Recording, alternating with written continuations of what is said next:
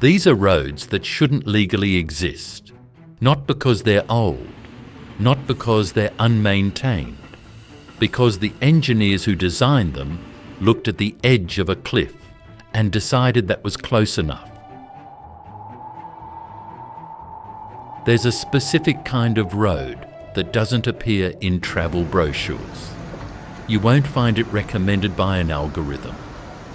Nobody posts the scenic version on social media because there is no scenic version. There's only the version where you grip the wheel, where your palms go before your brain gives them permission, where you realize that the concept of a guardrail is actually a luxury, not a standard. These roads exist on every continent. Some were carved by hand. Some were built by governments for reasons that had nothing to do with the safety of the people who'd eventually have to use them. Some were cut through terrain that geologists will tell you very calmly should never have had a road on it at all. And every single one of them is still being driven, right now, by someone. The question that separates most people from the ones who drive them isn't skill. It isn't courage. It's something harder to name, a specific combination of preparation, honesty about your own limits, and a willingness to accept that the road doesn't owe you anything, that it was there before you arrived, that it will be there after you're gone, and that somewhere along its length, it has already decided it doesn't particularly care which category you fall into. This isn't a list of bumpy back roads. This is the story of what happens when human ambition builds something faster than the will to survive.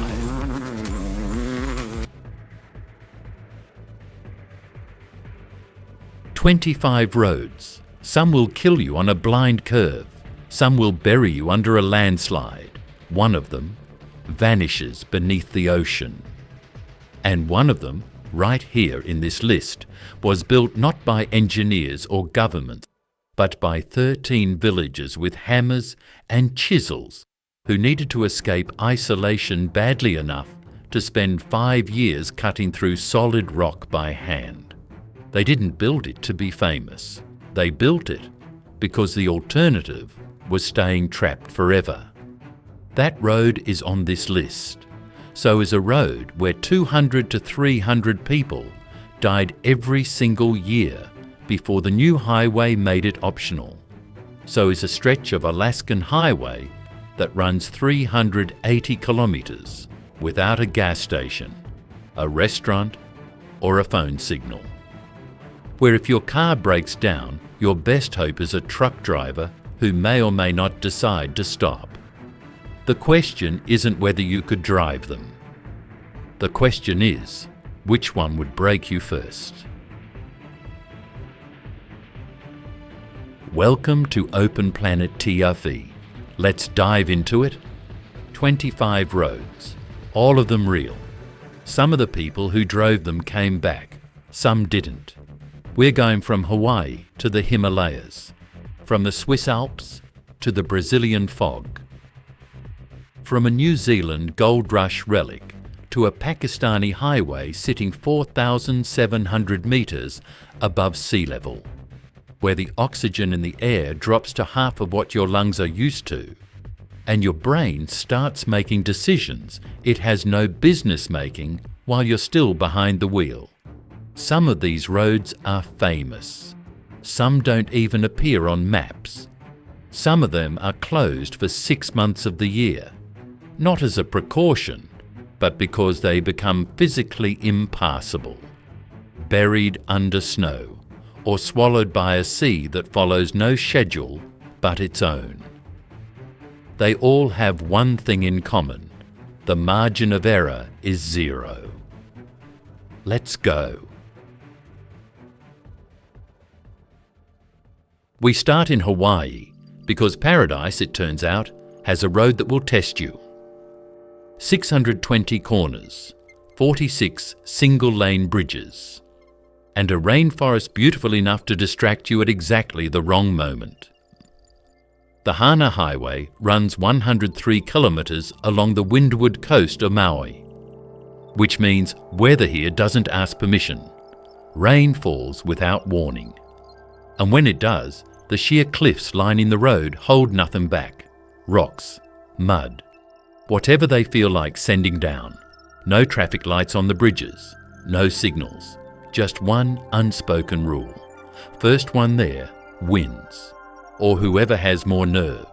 There are stretches where you won't keep the wheel straight for more than 10 seconds. 10 seconds. Then another blind corner, then another, for over 100 kilometres. If you go, drive at dawn, before tourist vehicles fill every passing spot, before the fog rolls in. Bring patience, and please, keep your eyes on the road, not the waterfall.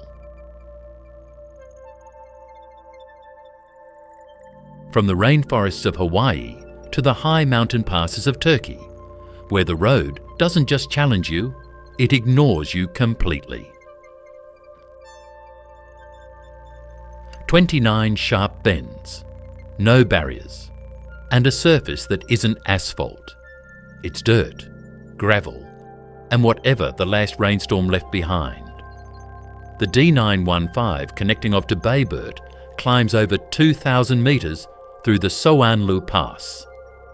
People who've never driven it look at photos and think, that doesn't look so bad. Then they get there. The openness is what hits you. Nothing between your tyre and the drop. No guardrail, no net. The abyss is just there, waiting.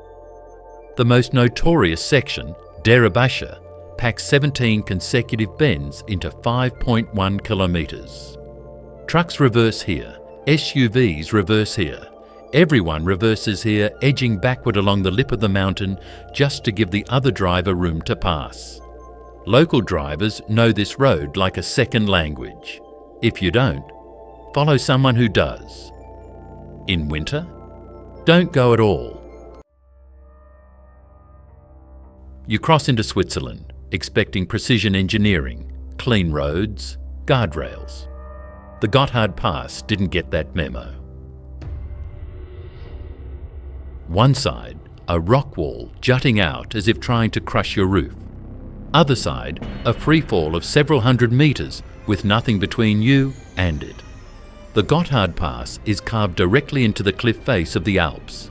The surface isn't asphalt, it's rock, mud, whatever has eroded since the last vehicle came through.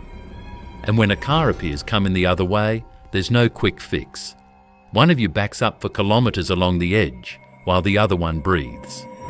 The moment you understand the Gotthard isn't a mountain pass, it's a mental reckoning.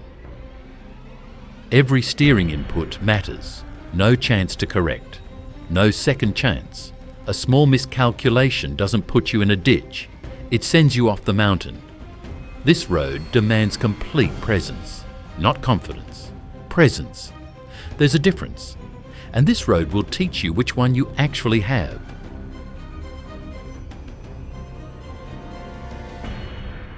We're deep in India now, and the Himalayas have their own rules, none of which were written with drivers in mind.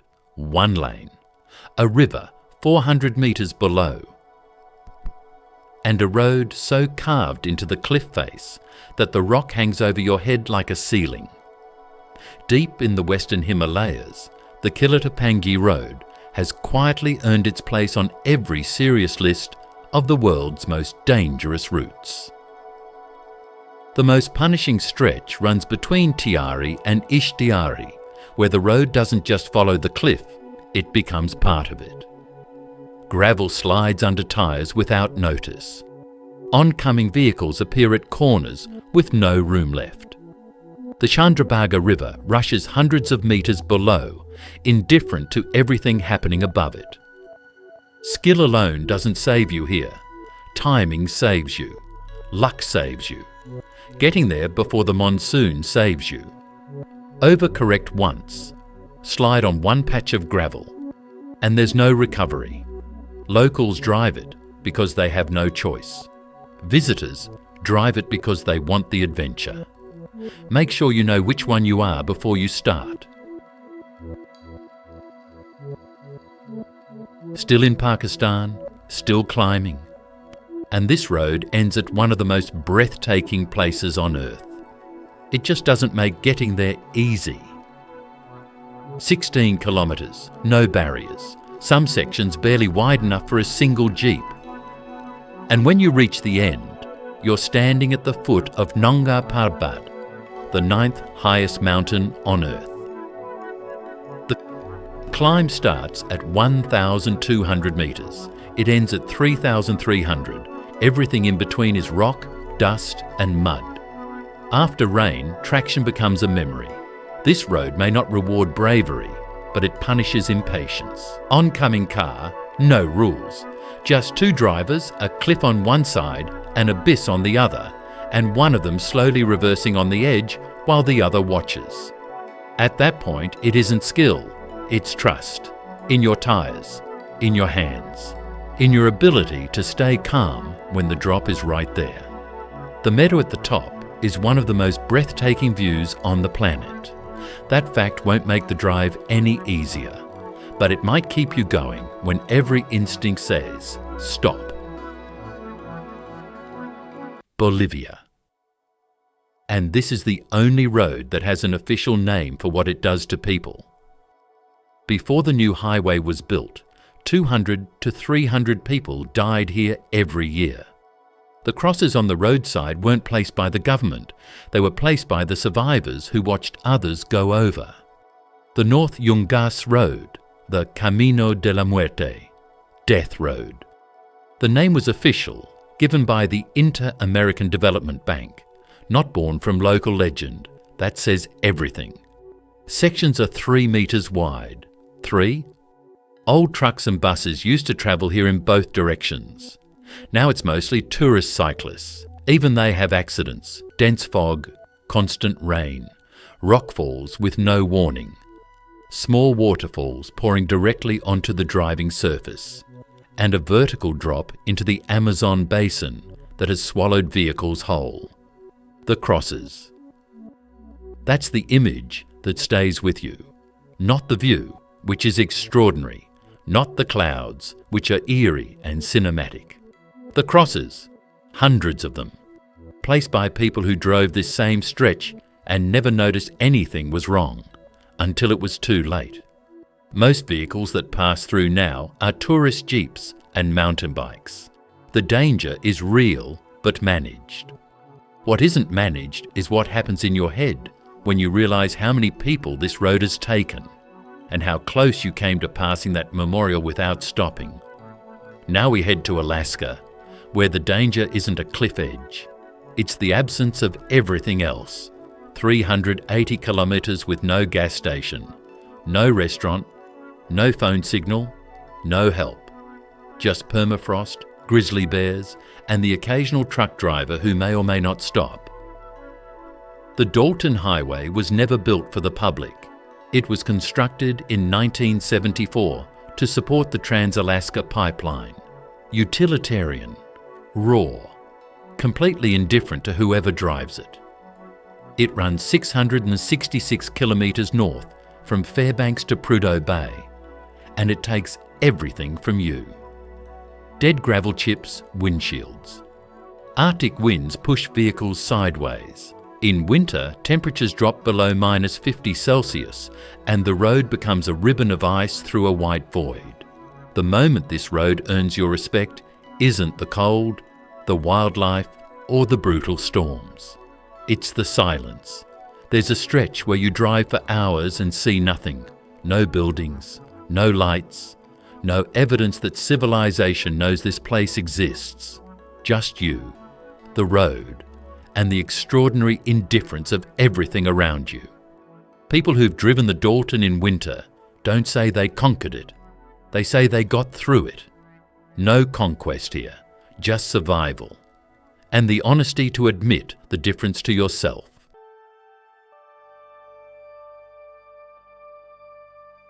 The Karakoram Highway connects Pakistan and China through some of the most brutal terrain on the planet. and it reminds you of that at every single kilometre. 4,714 metres above sea level. Your car engine gasps for oxygen. So do you. And that's before the landslides begin. The Karakoram Highway is one of the highest paved roads on Earth, threading through the convergence point of 3 mountain ranges: the Karakoram, the Hindu Kush, and the Himalayas. The scenery is almost offensively beautiful. Snow-capped peaks, frozen rivers, valleys that feel painted. None of that prepares you for what the road actually does. Rockfalls happen without warning. Flash floods erase entire sections. Landslides block the road for days, sometimes weeks. And because the highway follows the Karakoram fault line, earthquakes aren't a hypothetical risk. They're a seasonal reality. At 4,000 metres, altitude sickness arrives quietly. A headache first, then nausea, then disorientation. You're still driving when it starts. The abyss is still right there. And the brain you're relying on to make every decision has just had its oxygen supply cut in half. Acclimatise before you drive it. Drive it in summer. And check road conditions before you go, because sometimes the road simply no longer exists. And nobody tells you until you arrive at the gap. We're back in India, and this time the danger isn't beside the road. It's in the air itself. 475 kilometres, at least 2 full days of driving, and passes where the oxygen in the air drops to 50% of what you're used to breathing. On paper, the Leh-Manali highway looks like a long but manageable route through the Indian Himalayas. In practice, it's one of the most physically and mentally demanding experiences on Earth. Altitude is the silent threat. You don't feel it as dramatically as the cliffs or the hairpins, but your body is fighting back in ways you won't immediately notice.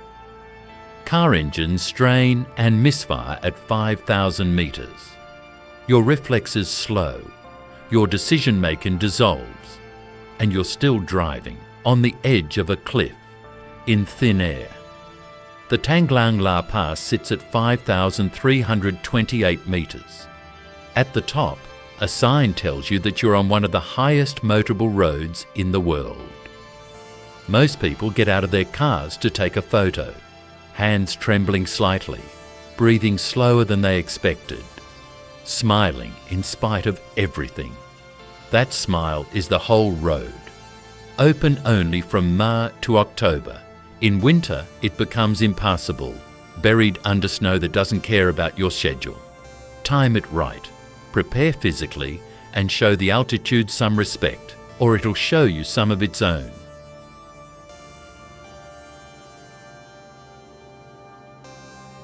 Taiwan, an island of extraordinary beauty, and a road carved through marble that the island is actively working to reclaim. Marble cliffs, dark tunnels barely wide enough for a single bus, and an island sitting directly on one of the most seismically active fault lines in the world. The Taroko Gorge Road cuts through one of Asia's most breathtaking landscapes. A cathedral of marble and stone carved by the Liwu River over millions of years. The road itself is an engineering marvel from the 1950s, built by military veterans with tools that had no business touching geology this violent. The geology is still winning. The 2024 earthquakes buckled sections that had stood for decades. Storms periodically strip rock from the canyon walls. Tunnels collapse. Landslides seal the road for days. Meeting an oncoming tourist bus in a tunnel here is a specific kind of terror that doesn't translate well into words. Complete darkness. Both vehicles too large. No one able to go back. The marble walls pressing in from both sides, and outside the tunnel, The gorge, hundreds of meters straight down. Helmets are mandatory for cyclists and pedestrians in active sections, not a suggestion. The rule had to be written because rocks fall here, regularly. Take it seriously. New Zealand, a country famous for its scenery, and for one road where the only people originally willing to drive it were desperate enough to try anything. Built during the gold rush of the 1880s, never widened since. Rental car companies specifically prohibit their vehicles from going on it. Skipper's Canyon Road was carved 22 kilometres into the rock above the Shotover River by miners who needed a route, not necessarily a safe one. They got the route. The canyon walls rise hundreds of metres. The road clings to them. In places, it's no wider than the vehicle using it, with nothing between the tyre and the drop below. Encountering oncoming traffic here isn't an inconvenience. It's a crisis. One vehicle has to reverse, sometimes hundreds of metres, along the edge of a cliff with no shoulder, no barrier, and no forgiveness. The driver reversing can't see behind them. They have no choice but to trust their mirrors, the person beside them, and the physics of a vehicle on loose gravel with centimetres of free air. A permit is officially required. Unofficially, most people who go there do it on guided tours, for good reason. Let someone who knows the passing spots drive it. Your insurance company will be grateful.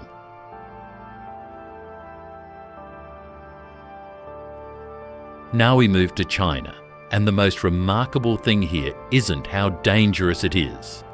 It's who built it.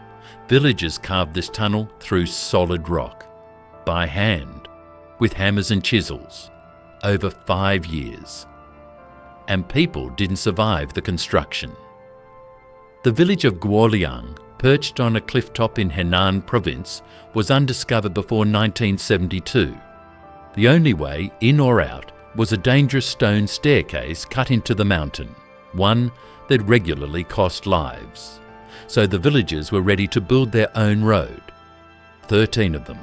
No money, no machinery, just tools and determination, metre by metre through 1.2 kilometres of solid cliff over 5 years. The result? A tunnel 4 metres wide, 5 metres high, with windows cut into the cliff face at irregular intervals. Through those windows, a sheer drop of hundreds of metres to the canyon below. 2 cars can just barely squeeze past each other inside. Just barely. When it works, it's a mechanical miracle of proximity and nerve. When it doesn't, when a truck appears and neither vehicle can give way, the tunnel becomes something between a puzzle and a standoff, with gravity waiting patiently outside every window. These men never imagined their survival route would become a tourist attraction. They built it to escape isolation. Now thousands of people come every year specifically to experience the claustrophobia they tried to end. There's a certain irony in that worth sitting with as you drive through.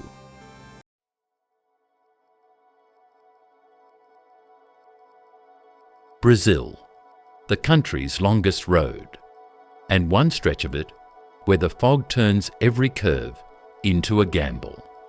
Brazil's longest road, 4,491 kilometres from north to south, and the stretch from Curitiba to São Paulo is where the statistics get ugly. People who drive BR 116 regularly call it the Highway of Death, not because of its geography, though the hairpins above the valleys are genuinely dangerous, but because of the fog. The fog here isn't atmospheric, it's an obstacle. Dense enough to reduce visibility to a few metres. You drive into it, and the road ahead disappears. The curve ahead disappears. The truck about to be in your lane disappears, until it's no longer invisible. At night, on a foggy stretch, on a surface that hasn't been brought up to the standard the traffic demands. Driving BR 116 becomes an exercise in anticipation. You're not reacting to what you see, you're guessing what you can't. Every curve is a decision made half a second before you know whether it was the right one. Drive it in daylight, try never to drive it in fog. And accept that on this road, skill accounts for about half the outcome. The rest is timing, visibility, and other people's choices.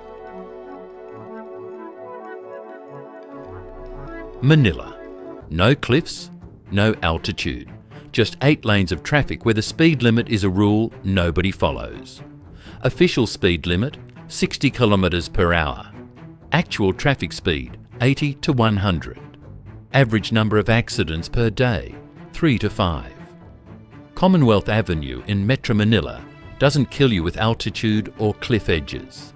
It kills you with volume, speed, and the particular chaos of a road where the rules exist on paper and nowhere else. Buses exceeding the speed limit by 40 kilometers per hour. Lane changes without signalling. Pedestrians crossing 8 lanes of moving traffic. Intersections where right-of-way goes to whoever accelerates first. Commonwealth Avenue appeared on the world's most dangerous urban roads for years. Not because of its engineering, but because of its culture. The road itself is wide, well lit, and maintained. The danger is every other vehicle on it. That's a different kind of terrifying. A mountain road you can read. You can see the edge. You know where the danger lives. Here it can come from any direction, at any speed, at any moment. Drive defensively here. Drive as though no one can see you. Assume everyone is going faster than you expect. And make sure you've allowed more time for every journey than you think you need.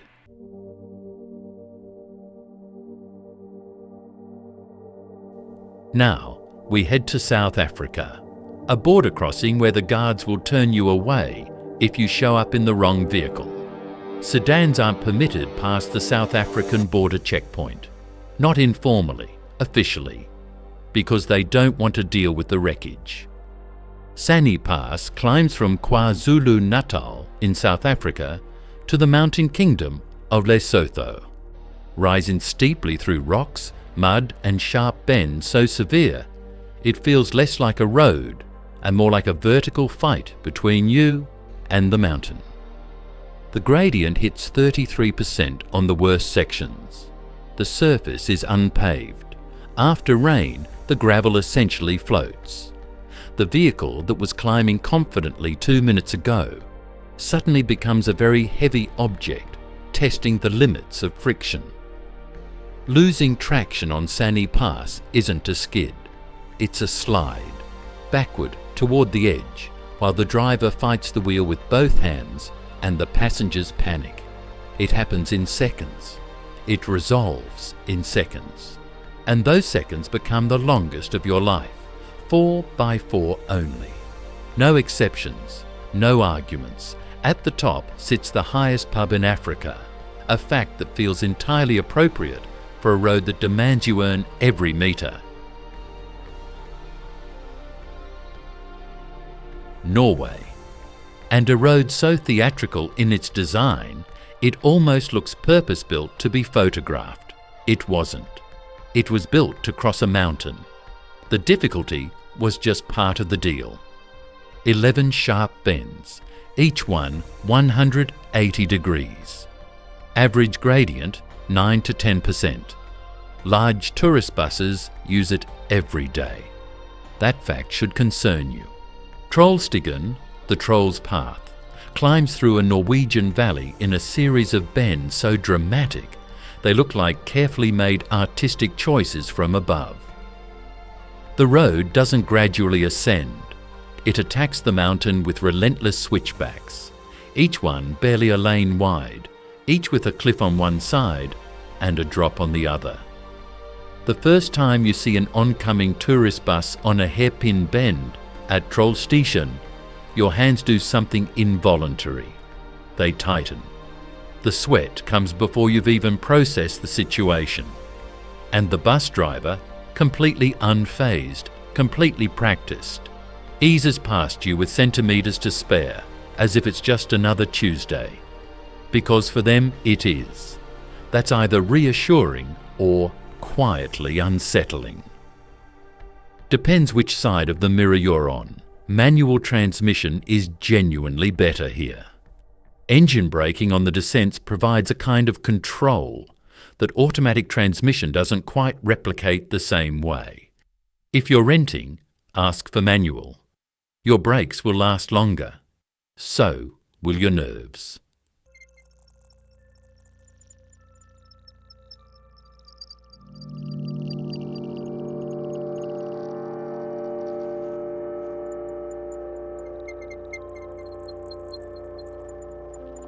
Romania, a road built by a dictator who told his engineers to hurry.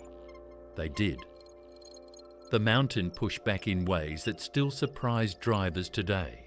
Built by Nicolae Ceausescu in the 1970s as a military strategic route. His engineers were ordered to be fast. They were. The mountains were not consulted. The Transfigurășan extends to 2,042 metres through the Carpathians in a ribbon of continuous switchbacks. From the air, it looks like something chaotic but undeniably beautiful thrown down the mountain. From behind the wheel, it looks like an obligation. Don't expect the weather at the summit to match what you found at the base. You can start in warm sunshine and arrive at the top in summer snow. Barriers exist, but are modest. Overconfidence is the most common hazard. The sheep. Nobody talks about the sheep. A flock suddenly leaps onto the road, moving at its own pace, completely unbothered by the vehicles behind it. You brake hard. The car behind you brakes hard. And for a moment, this engineering monument through the Carpathians is at the mercy of animals that have been crossing these mountains for 1,000 years. They were here before the road. They know it. Open only from late June to October. Try to arrive early. The road draws serious traffic in summer and the switchbacks gridlock quickly. The view from the top is worth every difficulty.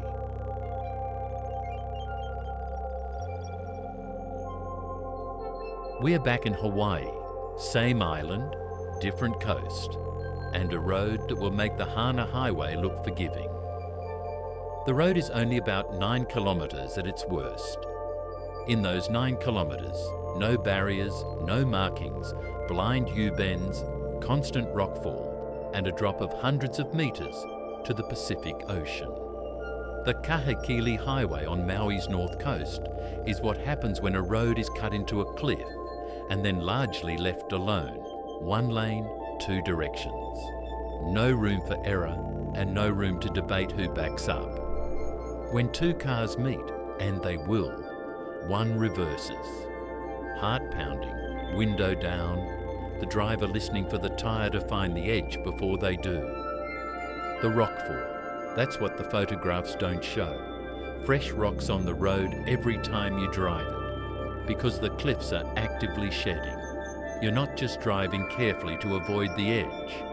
You're scanning the road ahead for debris that fell since the last car came through. Sometimes it's gravel. Sometimes it's something that would stop a car. If you go, rent a small vehicle. Rental companies know which cars clear the narrowest sections. Ask at the desk. They'll tell you which ones come back.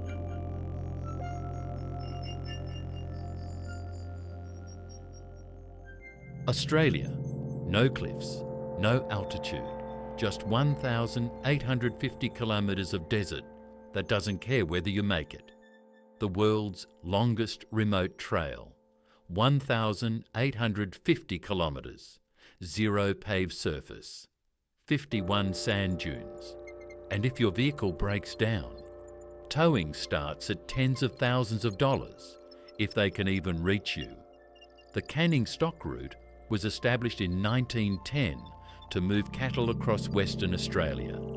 The cattle didn't need gas stations or asphalt. Neither does the route today. The surface is corrugated, deep, rhythmic ridges that vibrate through the chassis and eventually shake loose anything that isn't bolted down.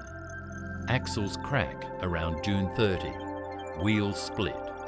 Parts that were perfectly secure at the start fall off at some point, and you don't find out until you hear the noise. June 51. You've been driving on sand, gravel and corrugation for days. The isolation has stopped feeling abstract and started feeling physical. Then you climb June 51 and look back the way you came. Nothing. Nothing in every direction. No road, no sign, no trace of human civilization from here to the horizon.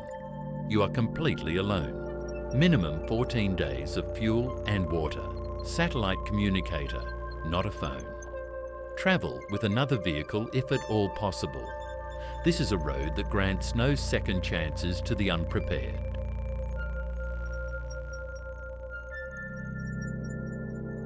Now we move to France, and this road isn't dangerous because of elevation or remoteness.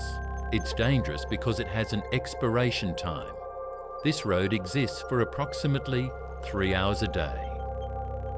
Then the Atlantic Ocean takes it back. The Passage du Gois is a 4-kilometre causeway connecting Noirmoutier Island to the French mainland. When the tide is out, it's a road. When the tide comes in, which happens twice every 24 hours, it disappears under up to 4 metres of Atlantic seawater. The surface that emerges after the tide recedes is covered in green moss and mud, beautiful, slippery and deceptive.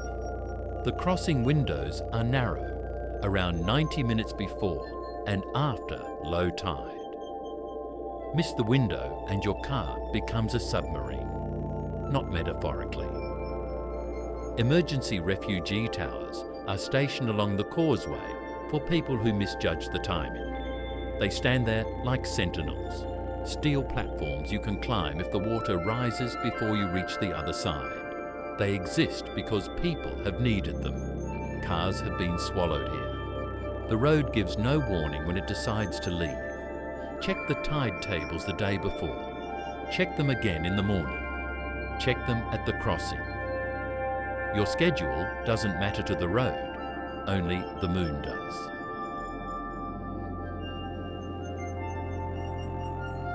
Italy, the Alps. And a road so famous for its difficulty that someone carved numbers into the stone walls so you could count the bends, if you survived them. 48 numbered hairpin bends on the north face alone.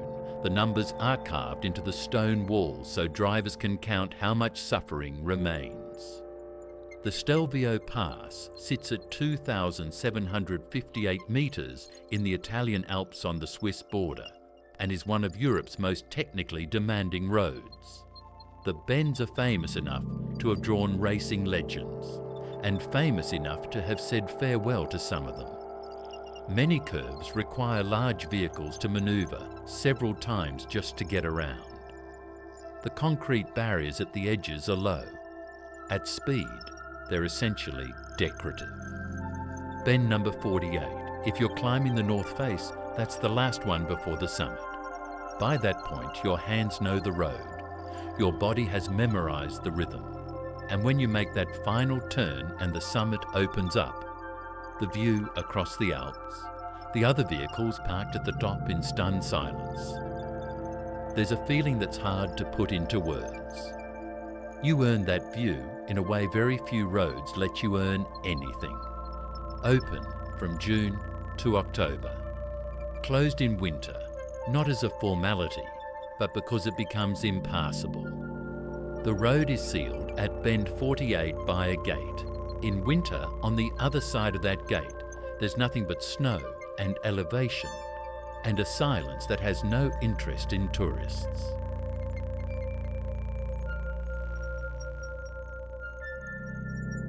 The Andes, Chile, and a pass whose name tells you exactly what it looks like from above. if you were lucky enough to see it from above. Caracoles means snail in Spanish. From above, the curves stack on each other in spirals. From inside the car, the longest, most relentless ascent you'll ever make on 4 wheels.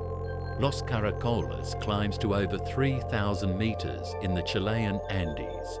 On the route between Santiago and Mendoza, the road goes up and up and up some more. No flat sections to rest on, no straight stretches to catch your breath, just continuous curvature, constant elevation gain, and for most of the year, snow.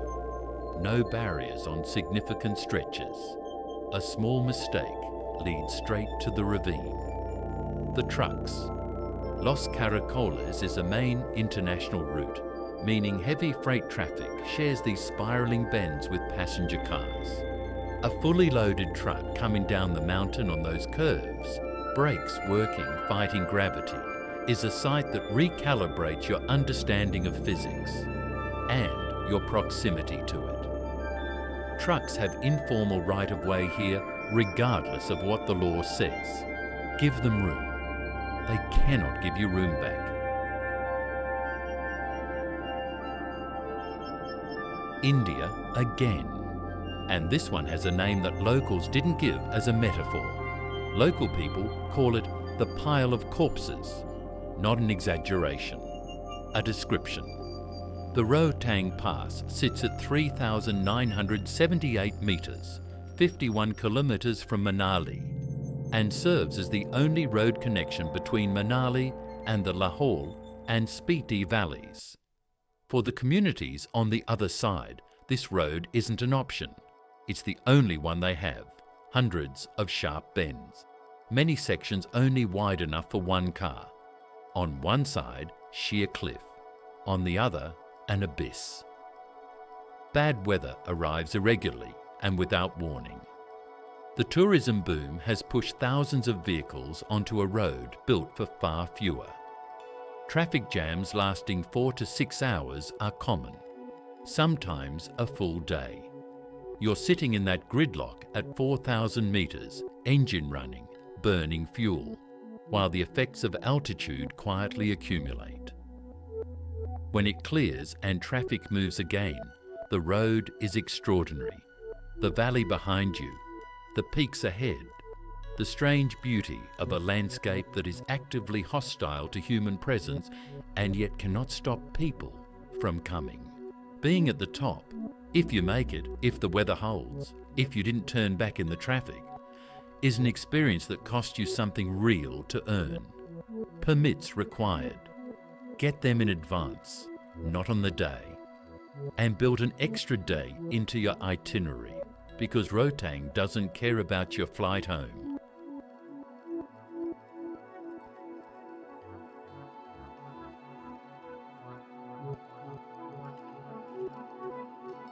The last road, Kashmir. A route connecting 2 of India's most beautiful regions, and one that charges you for every kilometre of that connection. 3,528 metres, barely wide enough for a truck. No asphalt, just dirt, gravel, mud, and a vehicle that will literally dance on the surface if you're not careful. Zojila connects the Kashmir Valley to the Ladakh region, 2 of the most remote and beautiful landscapes in India. The road linking them is their lifeline. In summer, it's treacherous. In winter, there's no passage at all. Sheer cliffs on one side, long drops on the other. The surface unpredictable even when dry, and a different category of problem when wet. Oncoming traffic in the narrow sections requires the kind of negotiation that happens without words, just positioning, patience, and the shared understanding that neither vehicle wants to fall. There are sections on Zojila just wide enough for one truck, not a truck and a car. One truck. When the truck comes and you're in a car, you don't negotiate. You find whatever space exists, you get into it, and you hold your breath while several tons of vehicle inches past with the confidence of something that does this every day. Because on this road, it does. Open from May to November. After November, Ladakh becomes one of the most isolated inhabited places on Earth. The communities there have learned to be ready for that closure. Visitors are advised to take the lessons seriously. 25 roads, all of them real, all of them currently being driven by people who have decided the risk is worth it. This is the thing nobody tells you about dangerous roads. Danger doesn't stop people, it filters them. The ones who turn back and don't finish aren't weaker. They're more honest. They know where their edge is. The ones who keep going through the fog and the gravel and the barrier-free drop and the tide count on the causeway aren't reckless, or the good ones aren't. They're prepared. They thought about what they were getting into. They respect what's out there. That's the difference between a story you tell your friends at dinner and a cross on the roadside. Know which one you're driving toward. But let's stay here for a moment, because that question deserves more than a closing line. Think about what you just watched. 24 roads. 24 different answers to the same fundamental question. What happens when a human being decides that getting somewhere is worth more than the guarantee of getting back?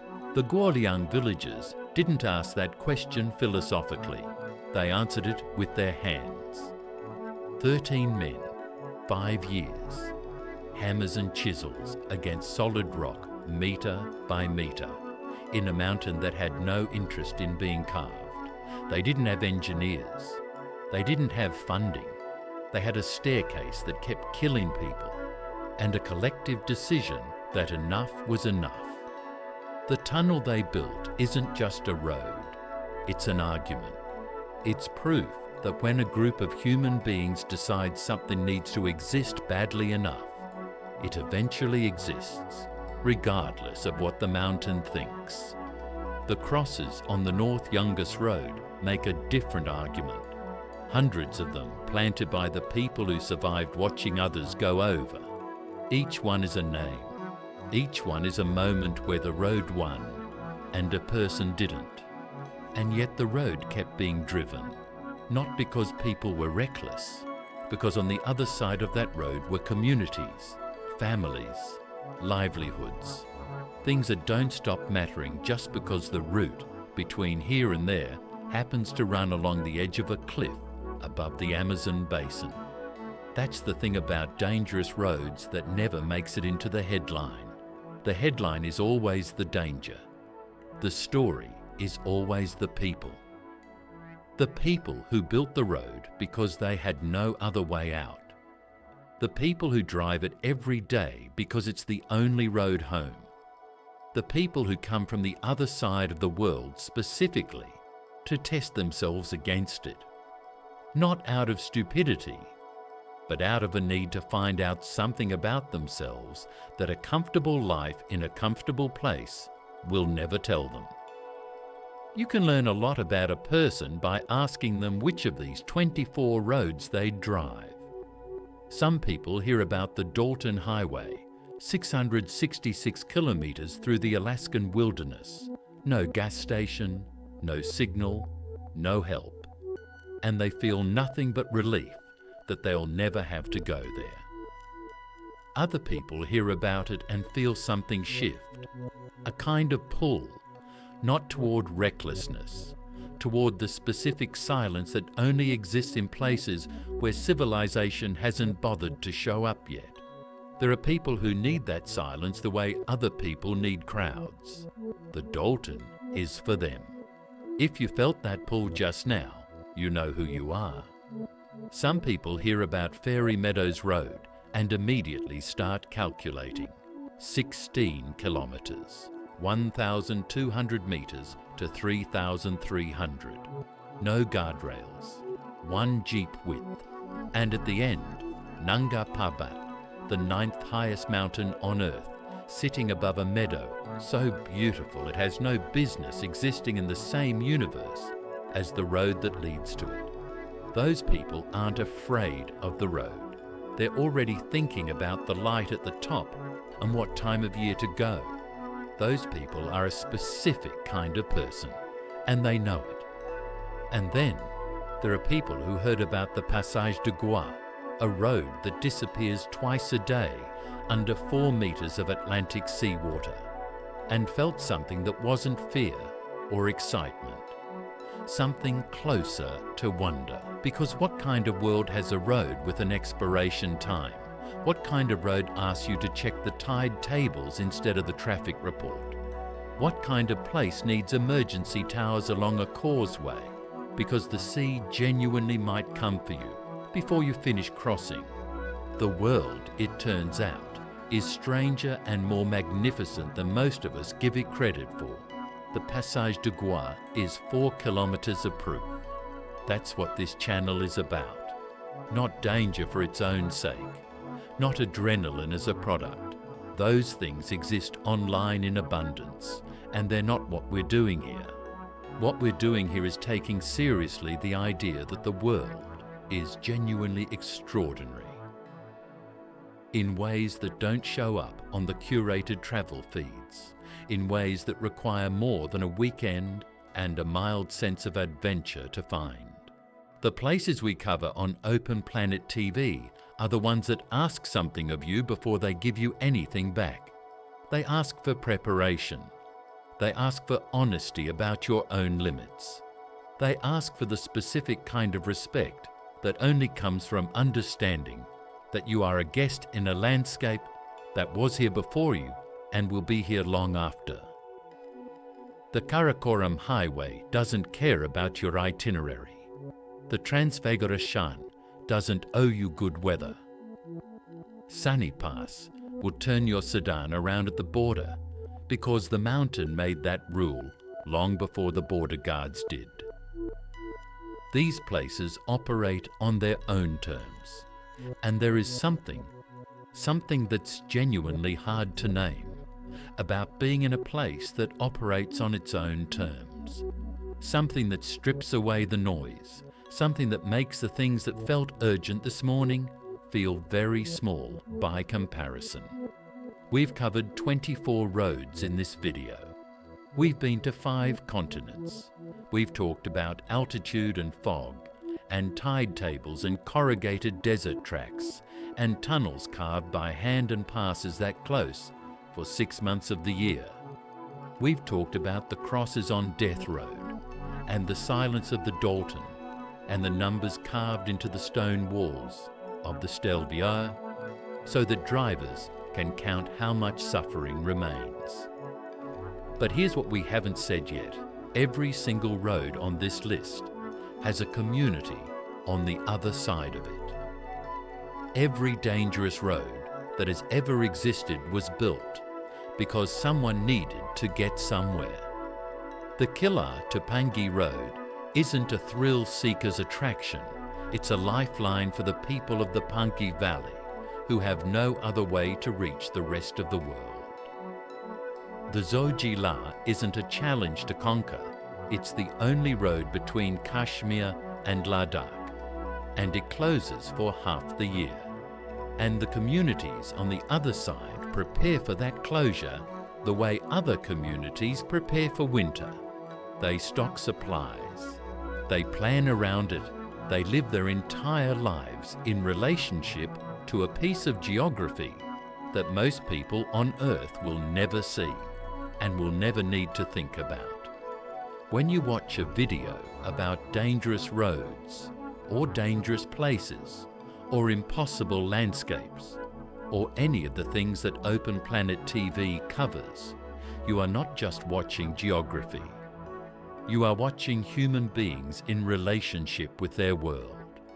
You are watching what people will build, what people will risk, what people will endure, when the alternative is staying trapped. You are watching what the world actually looks like when you get off the main road. That's the invitation.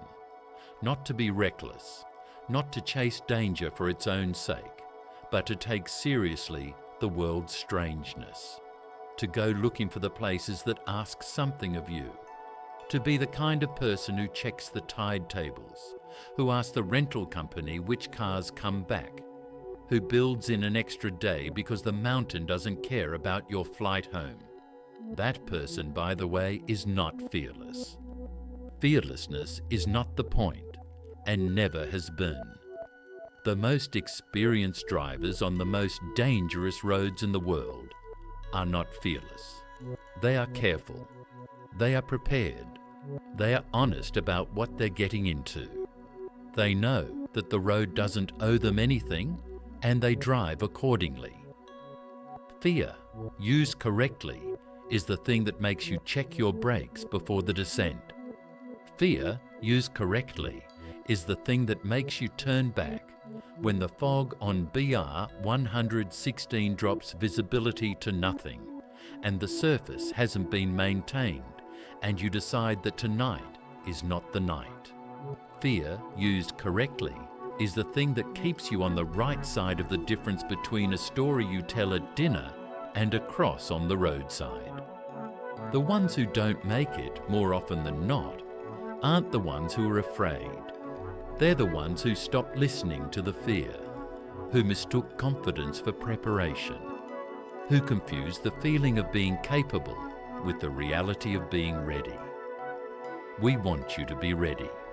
That's why this channel exists, not to send you to dangerous places unprepared, to show you what those places actually are, what they demand, what they give back, to give you the information and the respect for the geography before you arrive at it, so that if you do arrive at it, you arrive as someone who belongs there, someone the road doesn't need to teach a lesson to. 24 roads, 4 more continents we haven't visited yet. Dozens of passes, canyons, desert tracks, mountain routes, and coastal roads that are waiting in our archive and in our upcoming videos, each one with its own logic, its own specific way of testing the people who choose to drive it, its own community living in relationship with a geography that most of the world has never seen. If any of this feels like it's speaking to something in you, if you watch this video and felt that pull, that shift, that specific thing that happens when you see a place that's asking something real of the people who go there, then you're in the right place. Subscribe to Open Planet TV. Not because we ask nicely, not because the algorithm benefits from it, though it does, but because the next road is already waiting, and you're going to want to know where it goes. Every week, we go somewhere that doesn't show up in the brochures. Every week, we find a place that operates on its own terms. Every week, we take seriously the idea that this planet, the one you're already living on, is stranger and more magnificent and more demanding than most people ever get to find out. You don't have to drive these roads to understand them, but understanding them changes how you see the ones you do drive. It changes how you see risk, how you see preparation, how you see the difference between the people who got through and the people who didn't. That shift, that change in how you see things, is what Open Planet TV is for. The next road is already up. Know which one you're driving toward.